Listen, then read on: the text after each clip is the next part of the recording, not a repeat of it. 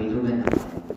Pagdating niya sa hardin ng Getsemani, sinabi ni Jesus sa mga apostol, "Dito lang kayo, patuloy kayong magbantay." Lumayo pa ng kaunti si Jesus at lungkot.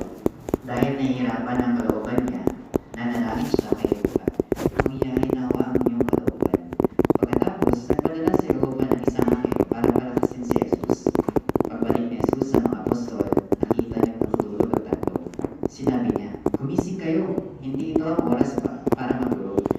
Oras na para ibigay ako sa kamay ng mga kaaway ko." Maya-maya, dumating si Judas at ang mga kasama niya na may dalang mga espada at pangalo. Alam niya kung saan makikita si Jesus kasi dati silang pumunta sa hating iyon. Sinabi ni Judas sa mga sundalo na ituturo niya sa kanila si Jesus. Lumapit siya kay Jesus at sinabi, "Magandang gabi, Guro," at hinalikan ito.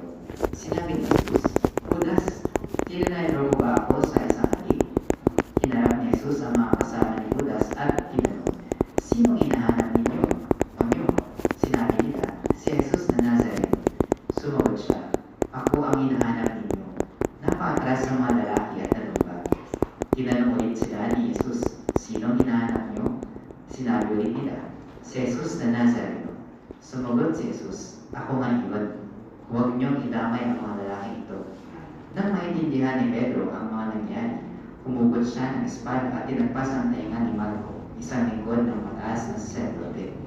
Pero hinawakan ni Jesus ang mga tainga nito at pinagaling. Pagkatapos, sinabi